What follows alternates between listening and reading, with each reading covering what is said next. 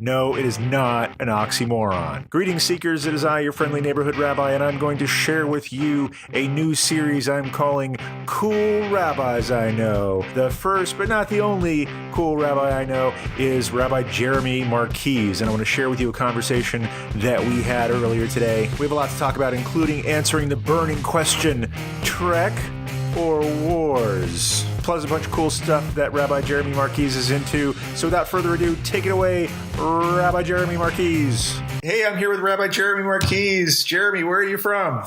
I grew up in Portland, Oregon, and now live in Pittsburgh, Pennsylvania. How did you get where you are today?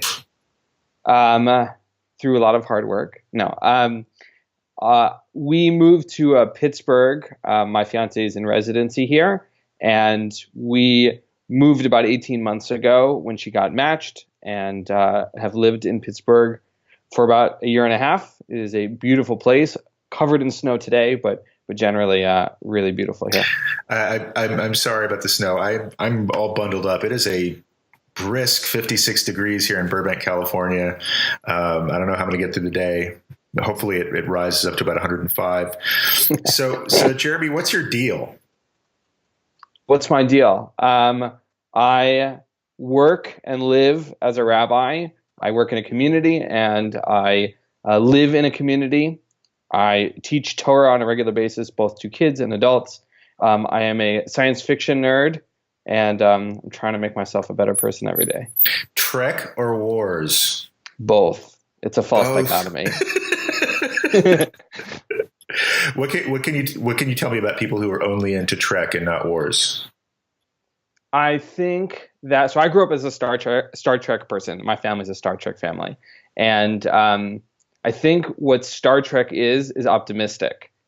And it assumes and presumes the best parts of humanity continue to grow and to benefit.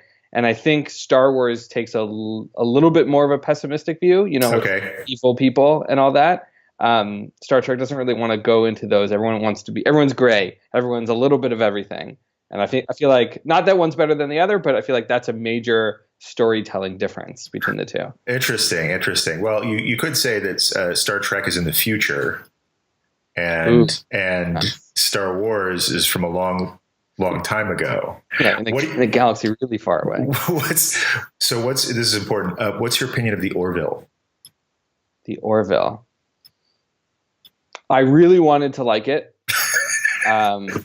because I'm a fan of pretty much anything with spaceships. Okay.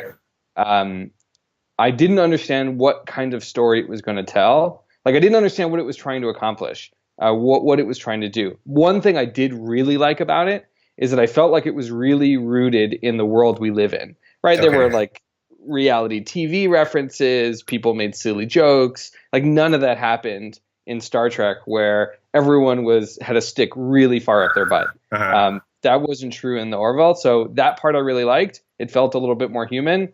It just wasn't good enough, I think, to really to make it work in the long term. Right. Maybe you look back at Star Trek. It's clearly an homage to TNG, I think.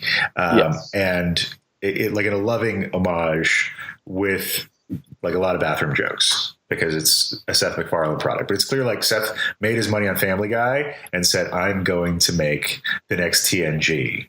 And it's like production values. It's way better than TNG was, because TNG was like 25 years ago.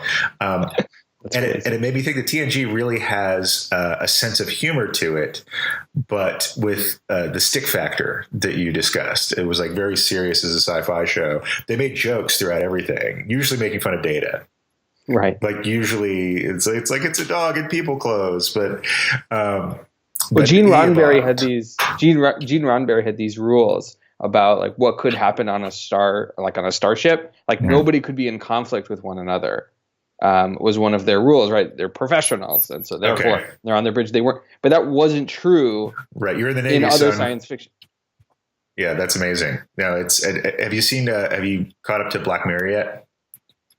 I haven't. Okay, I'm quite a few seasons behind. So latest season, first episode. Watch it and tell me what you think. Because there's another Star Trek homage in there.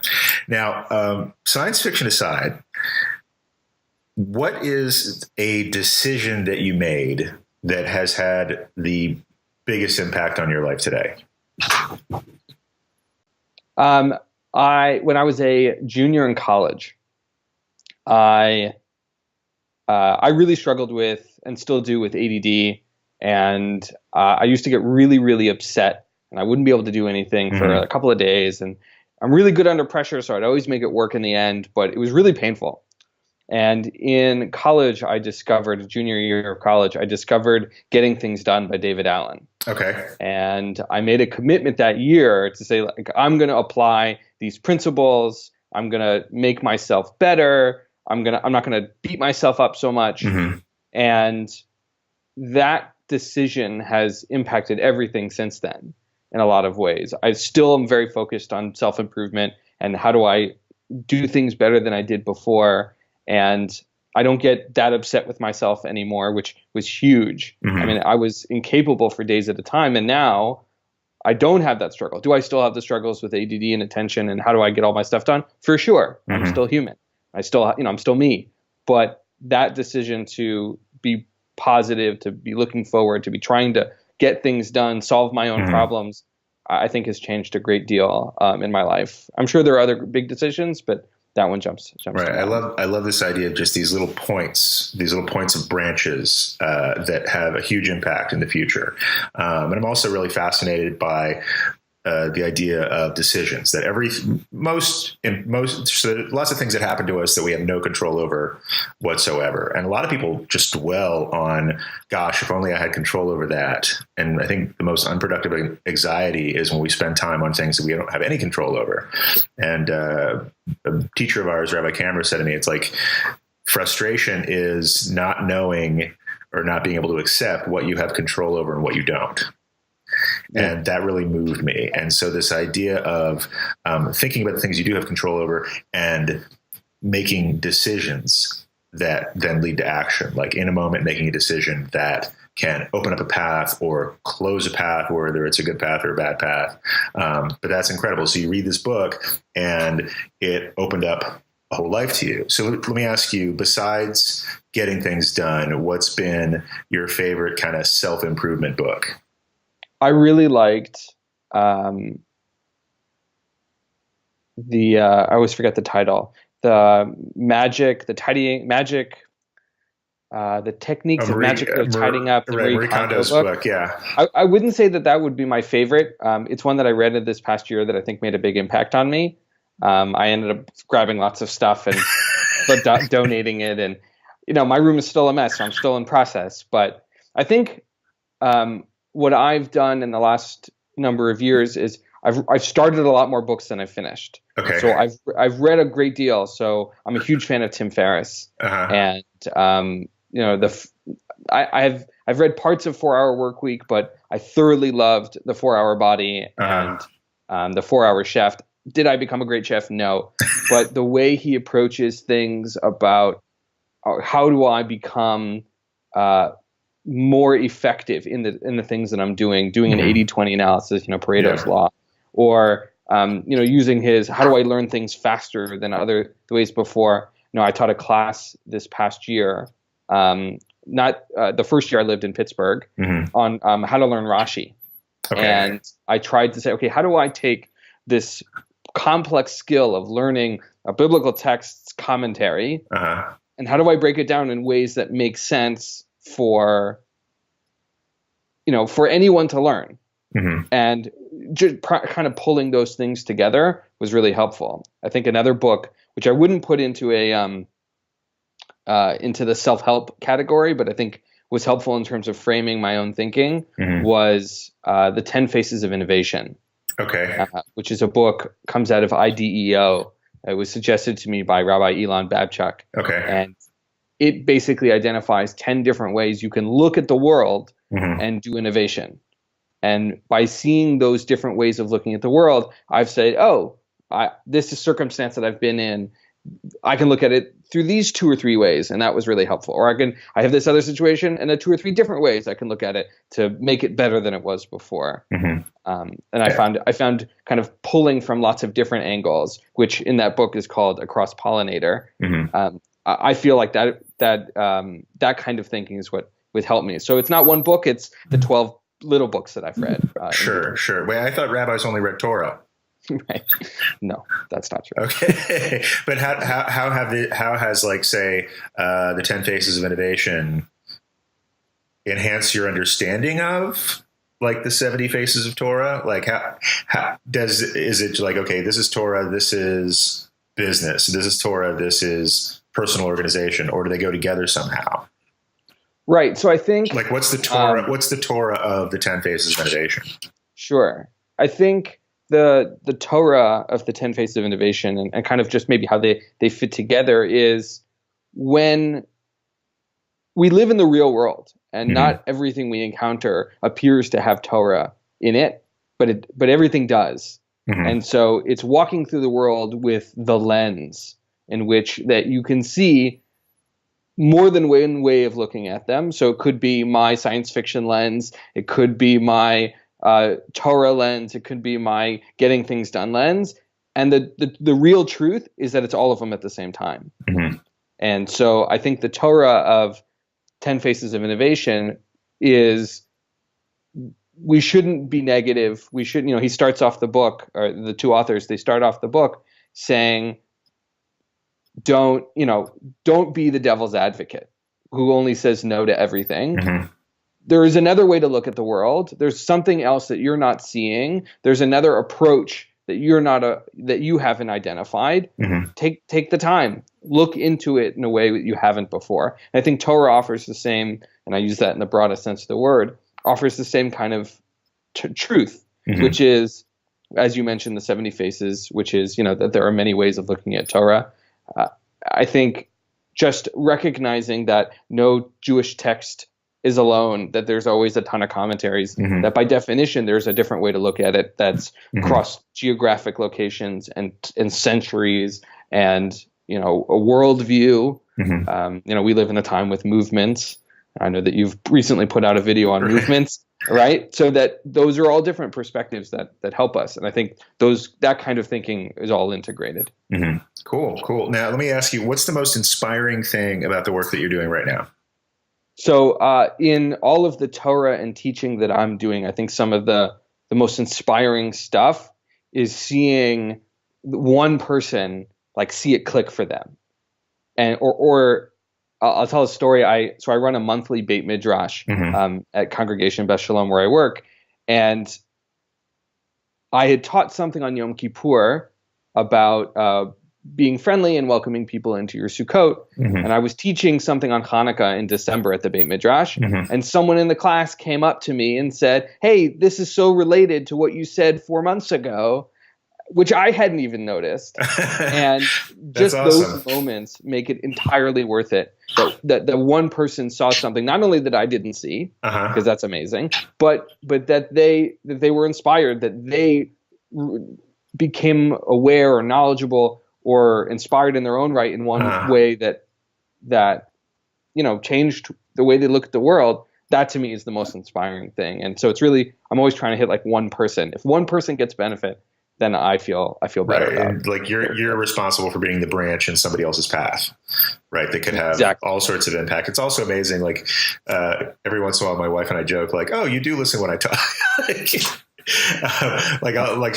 She'll say something back to me that I said before, and that's like my favorite and my least favorite moment in my congregation was, "Rabbi, but wait, I thought you said X."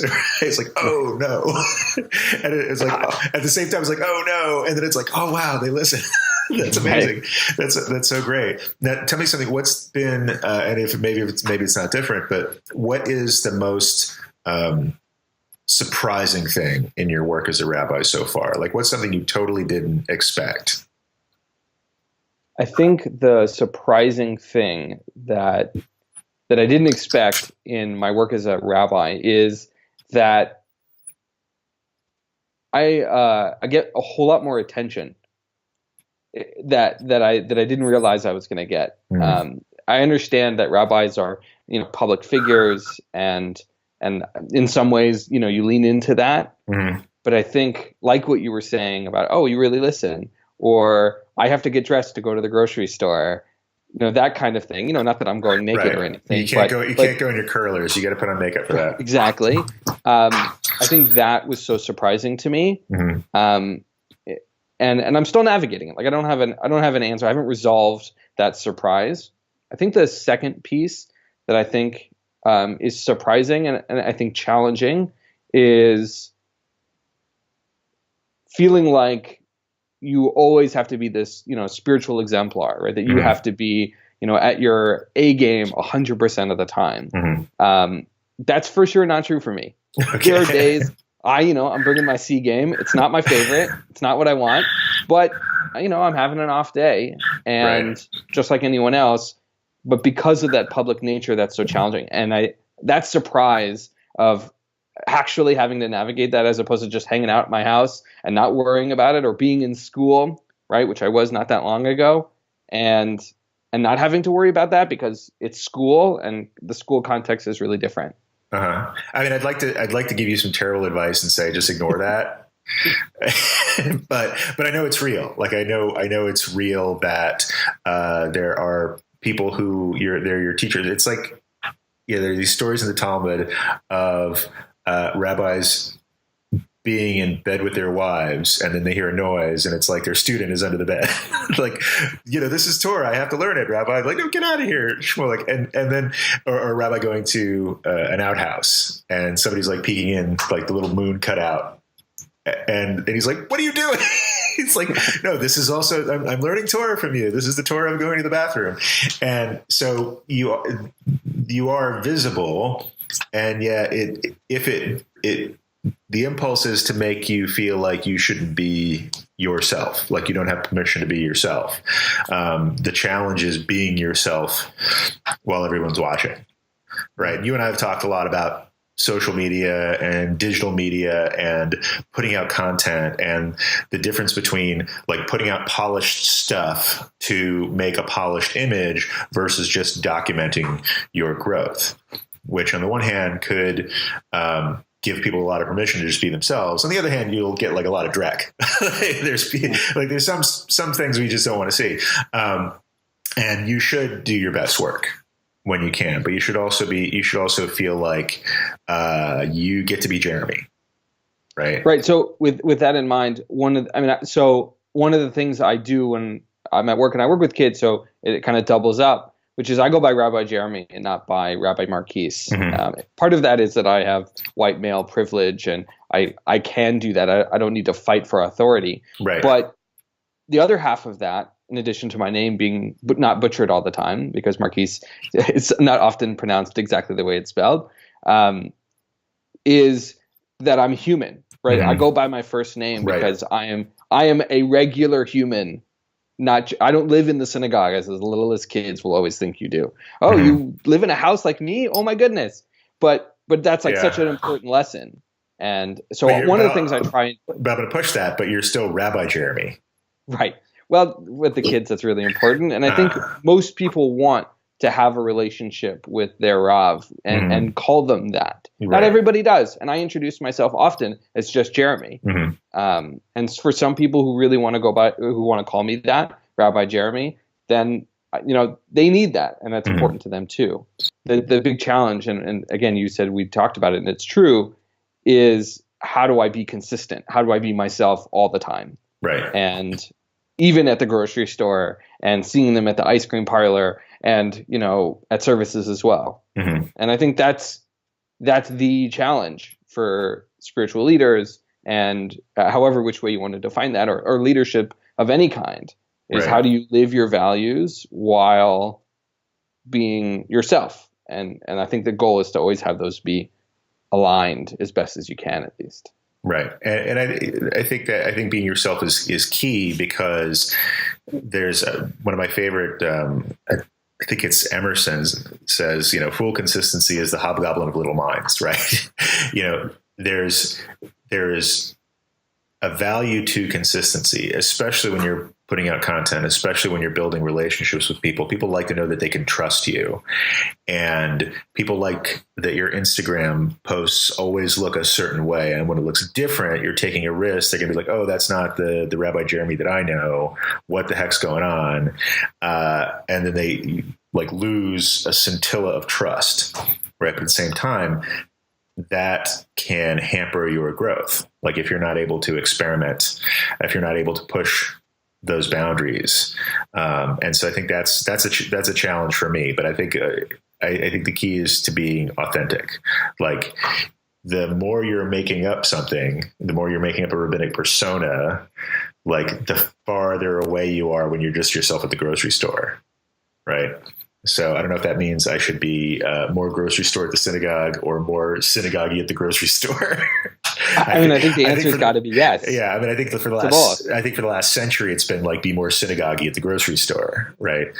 And I think we're kind of going back the other way. Well, I think there's a classic Hasidic story that teaches this, right? Of Reb Zusia, who was always struggling about I forget the whole story, but Reb Zusia was struggling about how can he be better, and he wasn't acting as himself. And the question, ultimately, the punchline of the story is when he goes to heaven and he's talking to God. God's not going to ask, why weren't you Moses? Why weren't you why weren't you Miriam? Why weren't you all these people? Why weren't you Zusia? Why weren't you yourself in the end, right. As opposed to trying to be someone else? And I think the tension, right, is that we should always be striving to be better and improve and try new things. And so that when we try new things, and social media or otherwise, that should feel normal. Like the testing of new things should feel normal. Right. It's like, Rabbi Jeremy is trying this crazy new thing. That's okay. That's what he does. Yeah, which is true. But like not shrimp though, right? Right. No. Okay. No judgments. So if this microphone, I have a microphone right here. If this microphone, I'm going to put it to you. If this microphone were magic, and I said, all right, Jeremy, this microphone is wired into the earbuds / brains of everybody in the world. And when you speak into it, it's going to be translated into their own language so that everybody could hear you, according to their own language and understanding. And you have one shot. What do you want to say?